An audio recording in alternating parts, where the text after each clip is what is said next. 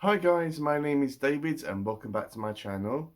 Today this is going to be the second part of my Neverending Story video review. In part one I was talking about the first half of the book and how it was kind of adapted into the well-known movie. But in this video I will be talking about the second half of the Neverending Story by Michael Ende, which didn't end up, no pun intended, being in the movie or having a proper adaptation itself, and why not? If you haven't watched part one of this video, I'll have it linked down below. And also, I did this as a buddy read with Bad is Rad 2. I will have a video linked down below, so please don't forget to check out her video. So when I got past the midpoint of the Neverending Story, it was kind of exciting for me because I grew up watching the movie. In fact, I have seen all three Neverending Story movies. So I knew each and every single one of them, and I knew past the halfway point of the book, it was completely new territory for me. It was like a proper adventure. This is where the adventure started for me. And it was kind of stepping into the unknown, and all this is new and sparkly and I don't know what to expect. So it was all very exciting. So after Bastian gives the childlike empress a new name to save Fantastica, which Bastian gives the empress his mother's name, which is Moonchild. Now, at the end of the movie, when Bastian's screaming screaming at the storm his mother's name, I had no idea what he was saying. I suppose because when you expect a character to say their mother's name, you expect something more simplified, like Anne, Sarah, Jane, Claire, something along them lines. But Moonchild, I have no idea why Michael created that name. I suppose it must have some significance to him. But throughout this video, I will be referring to the Empress as Moonchild. So Moonchild gives the Orion to Bastian, so he can like rebuild Fantastica after the Nothing has decimated everything. And she says to him that he has all these wishes, and pretty much all these wishes will build up Fantastica again, and yeah, make it better and improve it. So Bastian kind of steps out into a dark void, and the world starts building up around him into this forest or jungle, I believe it is. And he comes across a talking lion, which I believe is on fire, and these two become a very good friends. And also Bastian's physical appearance has changed as well. Um, from being not very good looking and overweight, he's become slim and more appealing to the eye. And he is much stronger, and he is the complete opposite of what he was in his real world or in his world. Sebastian's always making these wishes. He doesn't say, I don't think there's ever a point in the book where Bastian says, I wish, and then says something. I think all these wishes are in his mind, something that he doesn't have to physically say, but he can think it and it happens. When Fantastica is built up again, not every single thing is created from Bastian's mind. As far as I can make out, the whole world of Fantastica is built up again slowly, pretty much as it was, but Bastion has the ability to change whatever he so wishes to. So, as the story goes on, we find out that Bastion has kind of made a name for himself in this magical world. There's all these people that consider him to be some sort of messiah, some sort of god, a figure that's even above the childlike Empress or Moonchild, and they like worship him. They consider Bastion to be the savior of Fantastica and the savior of their whole world, and they are very, very loyal to him and obedient to Bastion. And this Orion changes Bastion. It corrupts him and twists him. It's kind of like what the ring in Lord of the Rings does to Gollum. I mean, the longer Bastion has this artifact, it twists and corrupts his mind. But unlike the ring in the Lord of the Rings, the Rings of Power, or the One Ring in the Lord of the Rings, where that object is a character all by itself. I know that if you've read the book, then you would understand how a piece of jewellery can be a character. But the Orion is more or less like a symbol for the childlike Empress, who is the centre of this whole world. But it doesn't speak, but it has an influence over Bastion. It kind of makes him paranoid about him losing power and people trying to take that power away from him. There are magical items that Bastion acquires throughout this second part. One which is a magical sword, which, as far as I could tell, he can't really take out of its scabbard or the little holder that it has, or but every time that he wants to use it, he just says the sword's name because he has to give it a name, and the sword by itself comes out and fights whatever needs to be fought, I guess. And there's also a belt that's made of glass that can turn Bastion invisible. So Bastion finds Valcor and Atreyu. I think by accident. He's not actively searching for them. Although at this point, and I suppose some points during the first half of the book, Bastion has gained a huge amount of respect for Atreyu, because I think Atreyu kind of symbolized what he wanted himself to be, or what Bastion wanted himself to be like. He wanted him to be like the hero, the athletic hero, who is brave and fearless, and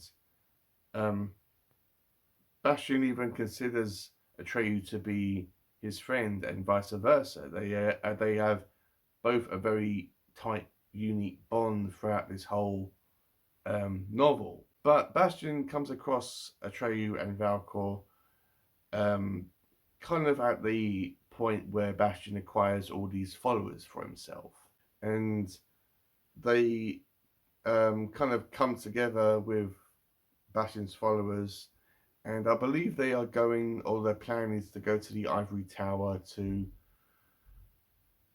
talk with the childlike Empress and find out more about the Orion and why Bastion was chosen. But as time goes on, Bastion becomes extremely paranoid of Atreyu for wanting to. Well, he believes he wants to take the Orion back for himself, and yes, there are points in the book where Atreyu would like to take the Orion back because he can see what it is doing to his friends, how it's twisting him and corrupting him, and he just wants to protect Bastion from this. But Bastion's having none of it, and as a result of this, Atreyu and Valcor are kind of shunned by Bastion and the other members of the group. and they are kind of put in the back. They're still a part of the group, but they're in the way background. So after this actually happens, Bastian wants to obviously see Moonchild again, but apparently someone can only see the Empress once in their life. And after Bastian's been consumed with all this power, he's become a very vicious leader and dictator. Every wish that he makes, he loses a memory of his of himself, whether it was a memory from his school years, a memory from his childhood, a memory of his parents, and a memory of himself. But at first he isn't fully aware that this is happening, but it is happening to Bastion throughout every wish that he makes. And there is a massive battle at the Ivory Tower where when Bastion goes to this location with his followers, and there's all this fire that's happening, and the Ivory Tower is somewhat destroyed.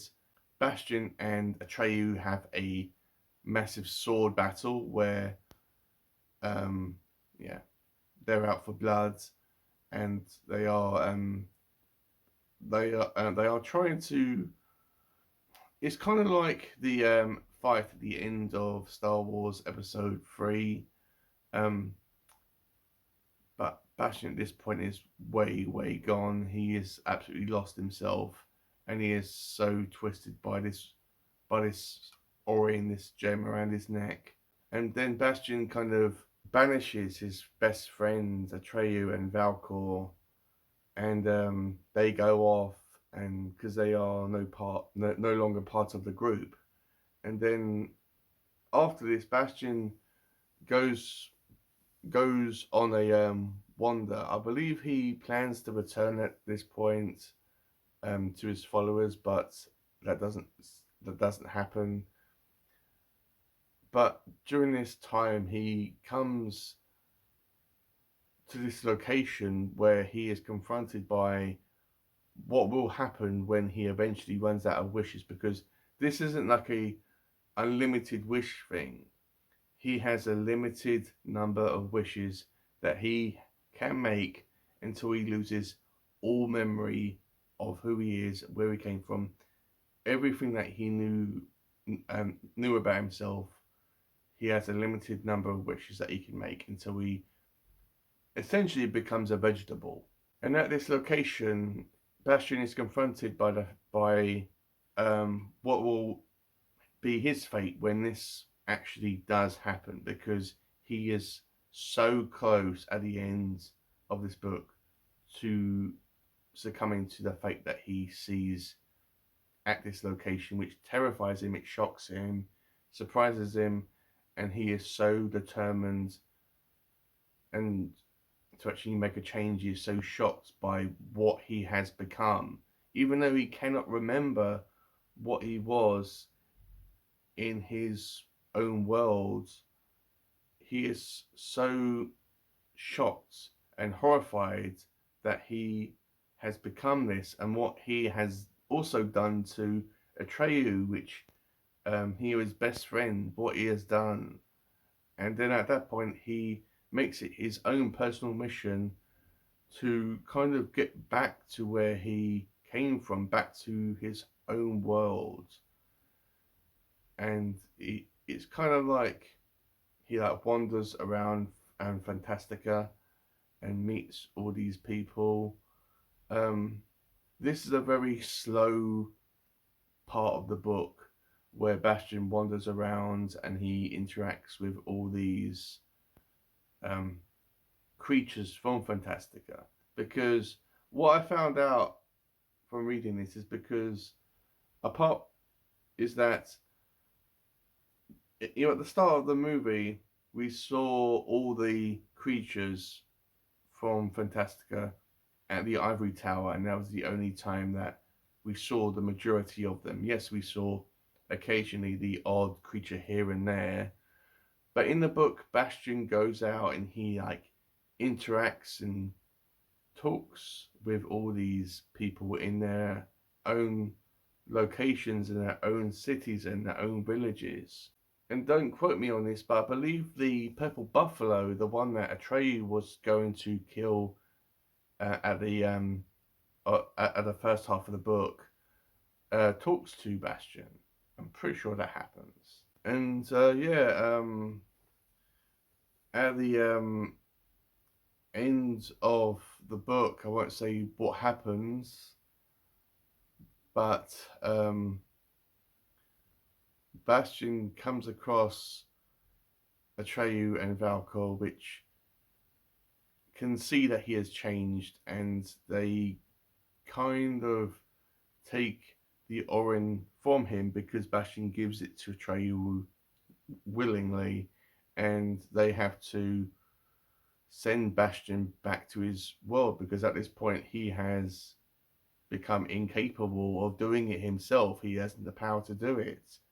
He has only like one memory left, I believe. And we find out as well that through these wishes that Bastion makes, even though some of them may seem to be like the right thing to do at that point in time, like changing a character or changing a whole species, he finds out that some of these wishes do have consequences. That there is, like, for example, there is these creatures in Fantastica that feel that they are so ugly and so unattractive that they cry constantly. Sebastian kind of turns them into these, I believe, clown-like creatures. But as a result of this, we find out the importance of these tears that these creatures make, because they cry so much they make this kind of lake. And we find out, or Bastion discovers rather, the kind of consequence of this not happening in Fantastica anymore. So you may be thinking, does the dads make an appearance at the end of the book? Yes, Bastion and his father come into contact again. There is an interaction. I'm not going to say what happens, who says what, or who does what, and or whether it's positive or negative. I'm not going to say that, but there is that interaction there. And the book did have a good ending. I really enjoyed it. It was kind of weird to read about this character which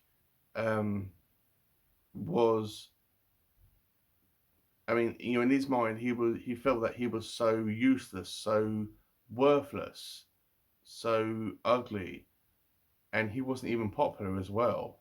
And how he got this power, and it completely corrupted him, and he completely became so mad with power, he considered himself to be a god, even someone that's above Moonchild herself. And how he made all these wishes, and how he so twisted and like all power focused, and how he betrayed his friends, and how he kind of stopped and thought when he was confronted by the consequence of what would actually happen to him if he continued going down this path. And believe me, guys, it wasn't a good outcome if he decided to continue going down this dark path. So I believe, I mean, I don't know the movie or how the movie was going to go. I do not know. I mean, I seriously doubt it if they were making the movie. If they could have got everything into the movie that was in this book. I suppose. I mean, I doubt if they even made this 3 hours, or the movie 3 hours long, they couldn't have got everything into the movie. I would like to think that they wanted to split this movie up into 2 parts, but I will go through that more in part 3, where I talk about the adaptations. I also I want to discuss the facts about at the end of the movie how Valkor goes to Earth, where Bastian's riding him and he's chasing the bullies, and in this real world, the creatures of Fantastica can't go from Fantastica into another dimension or another world. That's something that they are incapable of doing. Um, so yeah, I really enjoyed this book, the first half of the book, which I was very familiar with, and also the second half of the book, which was the unknown land for me. And yeah, it was very good. And I mean, don't go into this book thinking that it's a child's book. Oh, that's a child's book. It's I want to read something more grown up. Trust me, guys. The movie made this book more child friendly. The book is a lot more adult than you may think.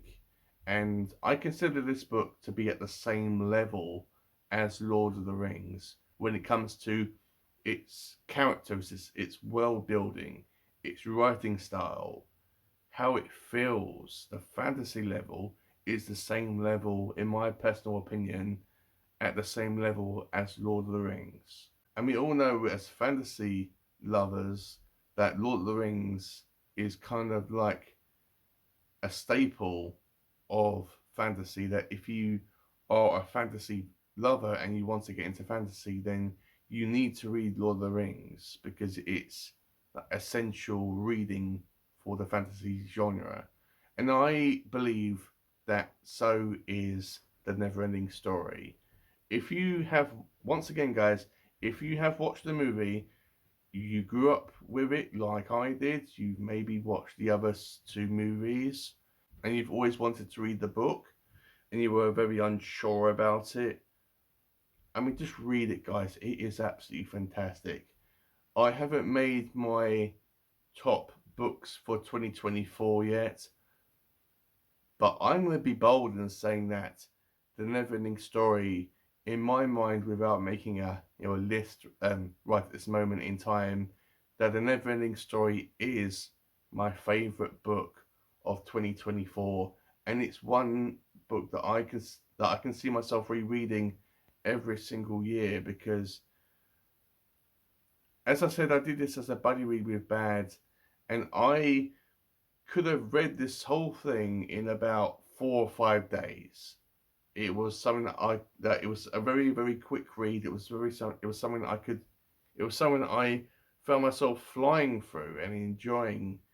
But because I was doing it as a buddy read, I had to kind of force myself to kind of stop and just wait for Bad to catch up, which was fine.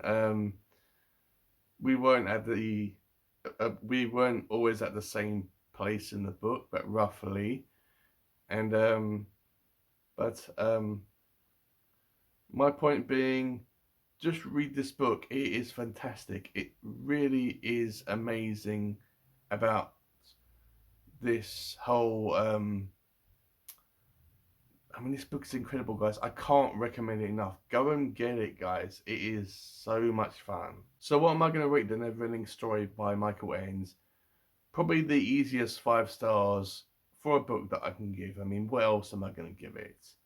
Is it perfect? Of course, isn't no book is ever perfect, but it is so much fun. So that's been my video, guys. Once again, don't forget to check out Bad's video. It will be down below in the description. And I will also be doing part 3, which is the third and final part of this whole Never-Ending Story, I suppose, series now. Where I'll be talking about the movie adaptations and the screen adaptations of this novel. So with all that out of the way, thank you for watching if I haven't said it already, and I'll see you in my next video.